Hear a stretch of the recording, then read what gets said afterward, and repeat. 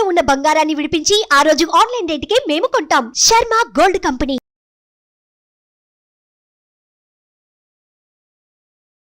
నమస్తే, welcome to Suman TV. నేను మీ యాన్ని. ప్రస్తుతం మనతో ఉన్నారు ప్రముఖ ఆధ్యాత్మికవేత్త, ప్రముఖ జ్యోతిష వాస్తు నిపుణులు డాక్టర్ గుండెపూడి శివసుధీర్ శర్మ గారు ఉన్నారు. గురుగారితో మనం మాట్లాడదాం. నమస్కారం గురుగారు. శ్రీమాత్రే నమః. శ్రీ గురుభ్యో నమః. గురుగారు, ఏప్రిల్ 8వ తారీఖున అమావాస్య రోజు సూర్యగ్రహణం ఏర్పడుతుందా అంటున్నారు.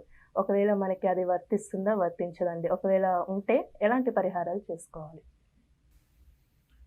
మనకి పోనీ చంద్రగ్రహణం కూడా మనకు ఉందని చెప్పి చాలా మంది చెప్పారు. గ్రహణం ఉంది, కానీ మన భారతదేశంలో ఎక్కడా కనపడదు. ముఖ్యంగా చెప్పాలంటే వేరే దేశాల్లో కనపడుతూ ఉంటుంది. అక్కడ గ్రహణాలు కూడా కొన్ని సముద్ర తీరాల్లో కనపడుతుంటాయి, కొన్ని వేరే దేశాల్లో కనపడుతుంటాయి, ఒక్కోసారి మన భారతదేశంలో కనపడుతూ ఉంటుంది. మన భారతదేశంలో కనపడని వాటికి ఏ రకమైనటువంటి నియమ నిష్టలు అంటూ ఏమీ లేవు. కానీ భూమి మొత్తం భూగోళం ఒకటే కదా కదా చంద్రుడు సూర్యుడు కూడా ఒకరే. మనకి భూగోళం మొత్తానికి వీళ్ళే చంద్రుడు సూర్యుడు. అమెరికాలో ఒక చంద్రుడు, ఇండియాలో ఒక చంద్రుడు, ఇట్లా విడిగా లేరు. టైమింగ్స్ డిఫరెంట్గా ఉంటుంది. ఇక్కడ ఏంటి, ఇప్పుడు సూర్యగ్రహణం రేపు 8వ తారీఖు రాత్రి సమయంలో వస్తుందని చూస్తున్నాం. రాత్రి ఇప్పుడు సూర్యుడు మనకు కనపడతాడా? కనపడదు. కానీ కనబడేటువంటి దేశాలలో ఉంది గ్రహణం. సూర్యుడు మనకి రాత్రి అయితే పగలయ్యేటువంటి దేశాలు కొన్ని ఉన్నాయి కదా, అమెరికా టైమింగ్స్ ప్రకారం. అట్లాంటి వాళ్ళకి తప్పనిసరిగా సూర్యగ్రహణం అనేది ఉంటుంది. మనకి లేదు, మన భారతదేశంలో ఎక్కడా కూడా కనబడదు. కానీ భూగోళం ఒకటే కాబట్టి గ్రహణ సమయంలో ఏదైనా ఆచరించాల్సినటువంటి నియమాలు ఏమైనా ఉన్నాయి అంటే, ఇప్పుడు గ్రహణ సమయంలో మనం ఏం చేస్తాం, పట్టు స్నానం, విడుపు స్నానం ఇట్లాంటివి చేస్తాం. ఇలాంటివి చేయాల్సిన అవసరం లేదు. కానీ గ్రహణ సమయంలో మనం ఏదైతే నామస్మరణ కానీ, జపం కానీ, పూజ కానీ ఏవైతే చేస్తామో అవి 1000 రెట్లు ఫలితాన్ని ఇచ్చేటువంటి ప్రభావాన్ని కలిగి ఉంటాయి తప్పనిసరిగా. ఇప్పుడు చూడండి, ఏదైనా తాంత్రికులు కావచ్చు, మాంత్రికులు కావచ్చు, ఏదైనా ఉపాసన చేసుకునేటువంటి మంత్ర సాధన చేసేటువంటి వాళ్ళు కావచ్చు, గ్రహణ సమయం దొరికితే అసలు వదిలిపెట్టరు. ఎక్కువగా ఆ రోజు చేయడం అంటే అది 100 కోట్లతో సమానం ఆ ఒక్క సమయం.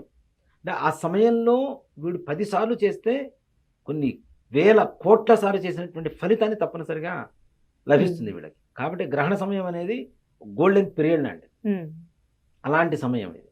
కాబట్టి భూగోళం అంతా ఒకటే కాబట్టి ఎక్కడ గ్రహణం వచ్చినా మనం తప్పనిసరిగా ఏమైనా చేయాలి అంటే ఒక్కటే మాట, భగవన్ నామ స్మరణ చేయండి. ఎవరికి ఏ దేవత ఇష్టమో ఆ దేవత ఆరాధన, అంటే ఆ దేవత నామస్మరణ. నాకు విష్ణుమూర్తి అంటే ఇష్టం, ఓం నమో నారాయణాయ. శివుడు అంటే ఇష్టం, ఓం నమ శివాయ. రాముడు అంటే ఇష్టం, ఓం నమో భగవతే రామచంద్రాయ. ఇట్లా ఏ దేవుడైతే మన ఇష్టదేవత ఎవరైతే ఉంటారో ఇష్టదేవత నామస్మరణ చేయడం ద్వారా తప్పనిసరిగా మంచి ఫలితాన్ని పొందొచ్చు. ఇప్పుడు భగవంతుడికి ఒకసారి చేసిన ఫలితం కంటే ఒకసారి చేస్తే 100 రెట్లు చేసినటువంటి ఫలితం అనేది ఎంత సంతోషాన్ని ఇస్తుంది, మనకి కార్యసిద్ధిని ఇస్తుంది. ఏ కార్యం కోసం అయితే మనం భగవంతుడిని రోజు పూజ చేస్తూ ఉంటాం, నా కొడుకు బాగుండాలి, నా కూతురు బాగుండాలి, నా కొడుకు పెళ్లి కావాలి, నా కూతురికి పెళ్లి కావాలి, నా వ్యాపారం బాగుండాలి, సొంత ఇల్లు కట్టుకోవాలి, నా కొడుకు మంచి విద్యాబుద్ధులతో ఉండాలి, చెడు స్నేహాలు వదిలిపెట్టాలి, ఇలాంటివన్నీ కూడా మనం సంకల్పం చేసుకుంటూ ఉంటాం. కానీ ఈ యొక్క గ్రహణం రోజున సంకల్పంతో కూడా పని లేదు, మనోసంకల్పంతో కూడా పని లేదు. నువ్వు ఏ భగవంతుడినైతే, ఏ దేవుడినైతే ఇష్టపడి ఆరాధన చేస్తావో, ఆ నామస్మరణ చేస్తావో, ఆ భగవంతుడు నీకు కావలసినవన్నీ కూడా సంపూర్ణంగా సమకూరుస్తాడు. భారతదేశమా, అమెరికానా, ఆస్ట్రేలియానా, ఏ దేశం అనేది గ్రహణం అనేది వదిలిపెడితే ప్రతి ఒక్కరూ చేయదగినటువంటి ఒక నియమం ఇది. అంతమించి ఈ జపాలు, పట్టు స్నానాలు, విడుపు స్నానాలు ఇలాంటివంటి ఏమీ లేవు. మనకు కనబడదు కదా, ఏ సమయంలో పట్టింది లేదు, ఏ సమయంలో ఇప్పుడు మన భారతీయులు వేరే దేశంలో ఉంటారు కాబట్టి వాళ్ళు చేసుకోవచ్చు. ఎక్కడైతే వాళ్ళు నివసిస్తున్నారో వాళ్ళు చేసుకోవచ్చు అని. అంటే ఒకటి చెప్తాను, అక్కడ వాళ్ళు అవలంబించేటువంటి ఇవి కూడాను ఆచార నియమాలు కూడా అవి కూడా మన భారతదేశానివే, అంతే కదా. ప్రపంచంలో ఎక్కడికి పోయినా సరే మన భారతదేశ నియమాలే పాటిస్తాడు. ఇప్పుడు అన్నం తినమంటే అన్నమే తింటాం, దేవుడి పూజ అంటే మనం క్యాంటీన్లు పెట్టాం కదా, దీపారాధనే పెడతాం ఏ దేశం పోయినా. కాబట్టి చేసుకోవచ్చు. ఏ దేశంలో అయితే కనబడుతుందో ఆ దేశాల్లో ఉన్నటువంటి భారతీయులు ఎవరైనా సరే, భారతీయులే కాదు, రాను రాను కొన్ని సంవత్సరాల తర్వాత మరలా ప్రపంచం మొత్తం భారతీయత మాత్రమే నిలబడేటువంటి పరిస్థితులు వస్తాయి. వేరే ధర్మం వేరే ఇదంటూ ఏమీ ఉండవు. రాను రాను హిందూ ధర్మం సనాతన ధర్మం అంతే. హిందూ మతం కాదు కదా, హిందూ ధర్మం. కాబట్టి హిందూ ధర్మం సనాతన ధర్మం ఏదైతే ఉందో ప్రతి ఒక్కళ్ళు ఇదే నిజం ఇదే కరెక్ట్ అనుకునేటువంటి స్థితికి వెళ్ళే రోజులు చేరువలో ఉన్నాయి. అంటే మనం చూస్తామా లేదా తీసి పక్కన పెడితే మన నెక్స్ట్ జనరేషన్ మాత్రం తప్పనిసరిగా ఈ స్థితిలోకి వెళ్ళిపోతుంది. మరలా సనాతన ధర్మం అనేది సంపూర్ణంగా ప్రపంచం మొత్తం మరలా ఒక్కసారి తలెత్తుకొని చూసేటువంటి స్థితికి మన హిందూ ధర్మం అనేది సంప్రదాయం అనేది వెళ్తుంది తప్పనిసరిగా. గురుగారు, ఇప్పుడు గ్రహణం అంటే ముఖ్యంగా ప్రెగ్నెంట్ లేడీస్ అండి, చాలా జాగ్రత్తగా ఉండాలి కాబట్టి వాళ్ళు ఎలాంటి నియమాలు పాటించాలంటారు? ఇక్కడ మనం అంగవైకల్యం అంటాం. గ్రహణం అసలు ఆ గర్భిణీ స్త్రీలకి దీనికి సంబంధం ఏంటి అంటే సైంటిఫిక్ రీజన్ అమ్మ.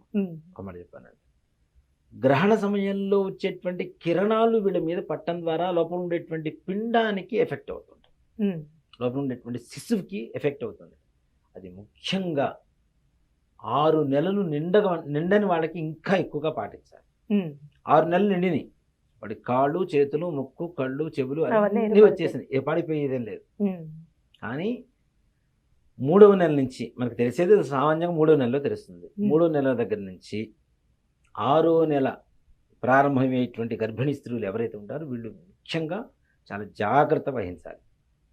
ఆ రేడియేషన్ ఏదైతే ఉంటుందో లోపల ఉండేటువంటి శిశువుని ఎఫెక్ట్ చేస్తుంది కాబట్టి వాళ్ళు కదలకుండా పడుకోకూడదు. ఇవన్నీ పిచ్చి మాటలే, ఏం చెప్పాలి. ఇప్పుడు సైన్స్ ఇప్పుడు చెబుతుంది ఆ రేజెస్ ఏవైతే ఉన్నాయో అవి మంచివి కావు, ఇప్పుడు డైరెక్ట్ చూడకండి, ఎక్స్రేలు పెట్టుకొని చూడండి, స్పెట్స్ పెట్టుకొని చూడండి అని ఇప్పుడు చెబుతుంది సైన్స్. ఇవి ఎప్పుడు కొన్ని వేల లక్షల సంవత్సరాల క్రితమే మన ధర్మం చెప్పింది కదా.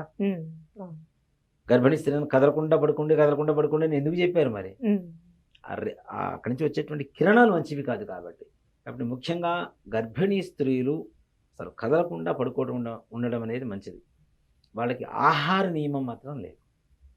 ఆహారం అని తీసుకోవచ్చు, వాళ్ళకి ఆ సమయంలోనే తీసుకోవాలి ఈ సమయంలో తీసుకోవాలనే లేదు. ఎందుకంటే వాళ్ళు ఆకలితో ఉంటారు. నిజంగా మాట చెప్పాలంటే ఆడవాళ్ళకి రకరకాల వింత వింత ఆలోచనలు వింత వింత కోరికలన్నీ కూడా గర్భిణీ సమయంలోనే వస్తుంటాయి, గర్భధారణ సమయంలోనే వస్తుంటాయి. వీళ్ళకి ఎక్కువగా అది తినాలి ఇది తినాలి అట్లా చేయాలి ఇట్లా చేయాలి, అవునా, ఇట్లాంటి ఆలోచనలు వాళ్ళ రుచులు కూడా మారిపోతుంటాయి ఆ సమయంలో. కాబట్టి అలాంటి వాళ్ళని మనం నిర్బంధించడం అనేది కరెక్ట్ కాదు. అంతేకాకుండా చిన్న పిల్లలు ఉంటారు, వీళ్ళని కూడా నిర్బంధించడం అనేది కరెక్ట్ కాదు. ఇంకా పెద్దవాళ్ళు ఉంటారు, ఏజ్డ్ పర్సన్స్, వాళ్ళు టాబ్లెట్స్ వేసుకోవాలి, తినాలి, టిఫిన్ చేయాలి. కాబట్టి తప్పనిసరిగా తినొచ్చు, వాళ్ళకి ఏ రకమైనటువంటి ఇదే ఉండదు. గర్భిణీ స్త్రీలు మాత్రం తప్పనిసరిగా కదలకుండా ఆ సమయం ఏదైతే ఉంటుందో, అంతేకాకుండా మన భారతీయ స్త్రీలు ఇతర దేశాలు ఎక్కడైతే గ్రహణం కనబడుతుందో ఆ దేశాల్లో ఉన్నటువంటి వాళ్ళు మాత్రం తప్పనిసరిగా జాగ్రత్త వహించాలి. ఎటువంటి పరిస్థితుల్లో కదలకుండా ఉండడం, బయటికి వెళ్లకుండా ఉండడం అనేది ఉత్తమమైనటువంటి లక్షణం.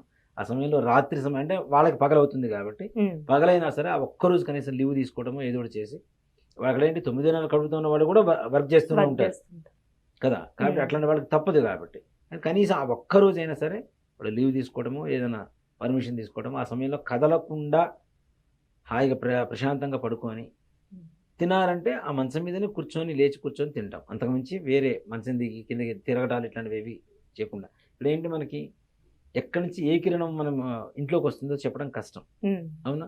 కాబట్టి అలా తిరగడం వల్ల పొరపాటున ఒక్క కిరణమైనా వీళ్ళకి తగులుతుందేమో అనేటువంటి ఒక ఉద్దేశంతో ఒక సంకల్పంతో గర్భిణీ స్త్రీలు కదలొద్దని చెప్పారు.